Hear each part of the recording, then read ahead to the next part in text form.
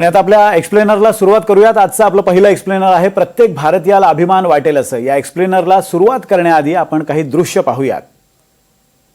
ही दृश्य आहेत जानदार, जबरदस्त आणि जिंदाबाद अशी, दिमागदार अशी ही दृश्य आहेत आजच्या पुण्यातल्या एनडीए परेडमधली. भारताच्या इतिहासात पहिल्यांदाच एनडीए मधून महिलांची तुकडी बाहेर पडली आहे. आता लवकरच या महिला देशसेवेमध्ये रुजू होणार आहेत. 2022 मध्ये या सगळ्या मुलींनी एनडीए मध्ये म्हणजे नॅशनल डिफेन्स अकॅडमी अर्थात राष्ट्रीय संरक्षण प्रबोधिनीमध्ये प्रवेश घेतला होता.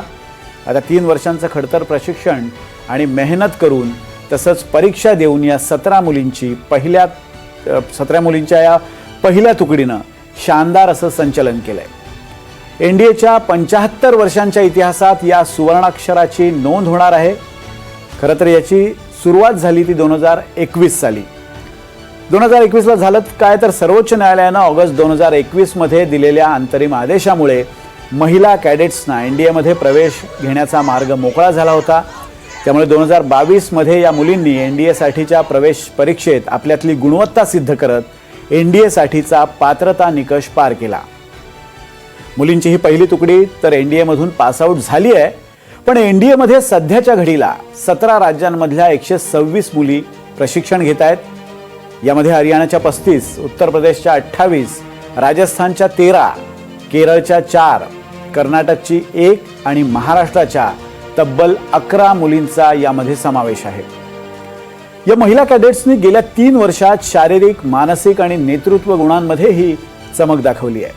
यांच्यापैकी बऱ्याच जणींनी ड्रिल म्हणजे संचलन आणि पीटी फिजिकल ट्रेनिंग सारख्या कडक चाचण्यांमध्ये मेरिट कार्ड मिळवलंय. एनडीएमधलं प्रशिक्षण अत्यंत खडतर असतं. त्यामुळे या सगळ्या मुलींना काय प्रशिक्षण देण्यात आलं आणि त्यांचा दिवस नेमका कसा असायचा आपण ते जाणून घेऊया.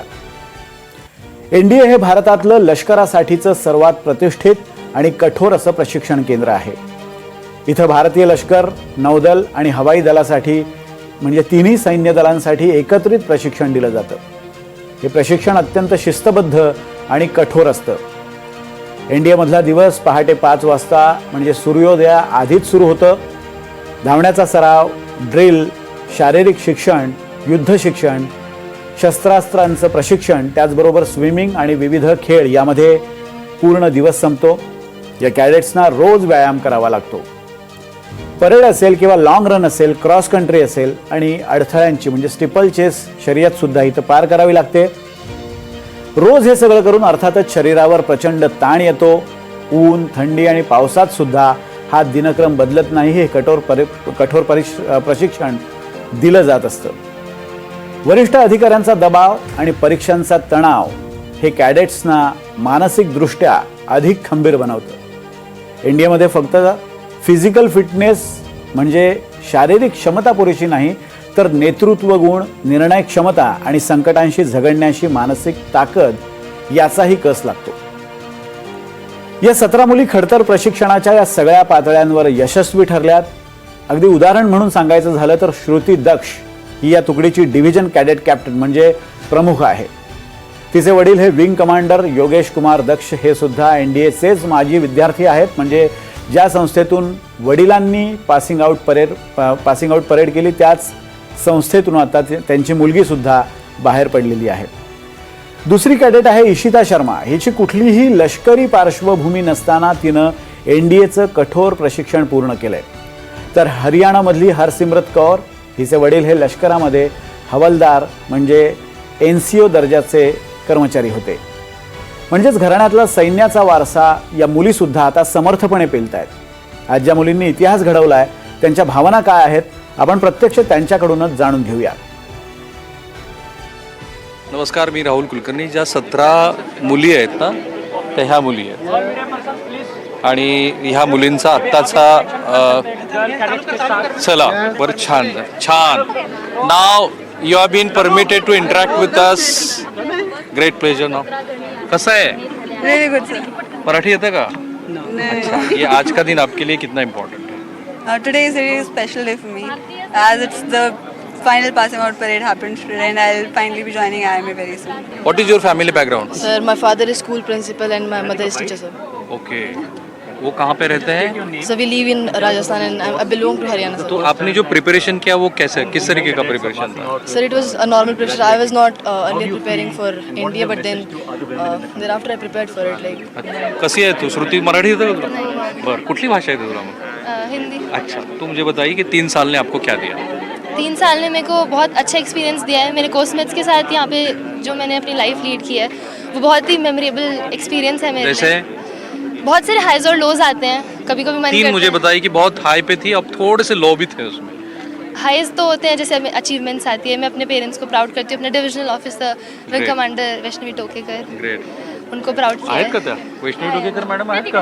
हाँ, बोलते हैं। हाँ, उनको बहुत प्राउड किया है। आप आर्ट स्ट्रीम से हैं और फिर भी आपने टॉप किया है। मैं बीटेक स्ट्रीम से। ओके, कैसा रहा ये 3 साल? It was good. It was amazing. It was a roller coaster ride with full of emotions. What was the roller coaster that? There were a number of ups and downs, but there were my course तो mates ये along ups with क्या them. थे और थोड़ा सा down क्या था उसमें? Ups were the moments that we achieve something, we prove ourselves. That were the ups, and downs were when हे सुदान, जे आपल्या NDAचं जिथे प्रशिक्षण होतं त्या केंद्रासमोर उभा राहून मी जेव्हा सांगतो की भारताच्या मुलीनं आज एक इतिहास रचलाय, एक असं पाऊल पुढं टाकलंय की जे पाऊल पुढे ह्या देशातल्या, महाराष्ट्रातल्या, गडचिरोलीतल्या छोट्याशा खेड्यात राहणाऱ्या, कोल्हापुरातल्या छोट्याशा खेड्यात राहणाऱ्या, लातूरमधल्या छोट्याशा खेड्यात राहणाऱ्या मुलींना आणि मुलांना प्रेरणा देईल. कॅमेरामन निकेतन माणेसह मी राहुल कुलकर्णी, NDTV मराठी, आपलं एक खडक वाचलाचं NDA पुणे. तर एनडीएमधल्या 17 मुलींच्या या यशामुळे भविष्यात आणखी मुलींना सशस्त्र दलांमध्ये सहभागी होण्यासाठी एक प्रेरणा मिळणार आहे. तुम्हालाही असंच सैन्यात सहभागी व्हायचं असेल किंवा एनडीएमध्ये प्रवेश घ्यायचा असेल तर काय करायचं याचीही माहिती आम्ही या एक्सप्लेनरमध्ये देत आहोत. एनडीएमध्ये प्रशिक्षण घ्यायचं असेल तर तुमचं वय हे 16 वर्ष ते 19 वर्ष या दरम्यान असावं लागतं, ही प्रमुख अट आहे. त्याचबरोबर 12वी उत्तीर्ण किंवा 12वीला तुम्ही ॲपियर असणं गरजेचं आहे. मुलांची उंची ही किमान 157 सेंटीमीटर तर मुलींची उंची ही किमान 152 सेंटीमीटर इतकी असावी लागते. UPSCच्या वेबसाईटवर जाऊन तुम्ही NDAच्या परीक्षेसाठी नोंदणी करू शकता. NDAसाठी लेखी परीक्षा अगोदर घेतली जाते आणि या परीक्षेत 12वी पर्यंतच्या अभ्यासक्रमावर आधारित जनरल नॉलेज म्हणजेच सामान्य ज्ञानाबद्दलचे प्रश्न विचारले जातात. लेखी परीक्षेनंतर उमेदवारांची स्टाफ सिलेक्शन बोर्डाकडून म्हणजे SSB कडून मुलाखत घेतली जाते. SSB मुलाखतीमध्ये तुमचं व्यक्तिमत्व, तुमची विचारसरणी, तुमची नेतृत्व क्षमता ही तपासली जाते आणि त्यानंतर वैद्यकीय तपासणी पार पडते आणि या निवड प्रक्रियेनंतर विद्यार्थ्यांची अंतिम यादी जाहीर होते. निवड झाल्यानंतर 3 वर्षांचं या कॅडेट्सना प्रशिक्षण दिलं जातं. भारतीय सैन्य दलांमध्ये महिलांना उत्तम संधी आहे. भारतीय महिलांनी करिअर म्हणून सैन्य दलाचा विचार करायला हवा. आता आपण पाहूयात सध्या भारतीय सैन्य दलात महिलांची किती संख्या आहे. संसदेत 17 मार्च 2023ला देण्यात आलेल्या माहितीनुसार भारतीय सैन्यामध्ये म्हणजेच भूदलामध्ये 12 लाख पुरुष अधिकारी आणि कर्मचारी आहेत तर फक्त 7,000 महिला अधिकारी कर्मचारी आहेत. म्हणजेच भारतीय सैन्यामधलं भूदलामधलं महिलांचं प्रमाण फक्त 0.56% इतकं अत्यल्प आहे. हवाई दलामध्ये 1.5 लाख पुरुष अधिकारी आणि कर्मचारी आहेत, तिथं महिलांची संख्या किती आहे तर फक्त 1600. इथं हे प्रमाण साधारण 1% थोडंसं जास्त आहे, म्हणजे अत्यल्पच आहे. भारतीय नौदलामध्ये मात्र साधारण चांगली परिस्थिती आहे. भारतीय नौदलामध्ये 10,000 पुरुष अधिकारी आणि कर्मचारी आहेत तर महिला अधिकारी आणि कर्मचाऱ्यांची संख्या 700 इतकी आहे. म्हणजे नौदलातल्या महिलांचं प्रमाण हे 6.5% इतकं आहे. तेही कमी आहे पण इतर 2 सैन्य दलांच्या तुलनेत चांगलं आहे. म्हणजे 3ही दलांमध्ये मिळून एकूण 9,118 महिला भारतीय लष्करामध्ये कार्यरत आहेत. पण या महिला कोणत्या पदावर कार्यरत आहेत तर भारतीय हवाई दलामध्ये अर्थात एअरफोर्समध्ये महिला या फायटर पायलट्स आहेत. नेव्हीमध्ये लष्करी जहाजांवर महत्त्वाच्या पदांवर या महिला तैनात आहेत.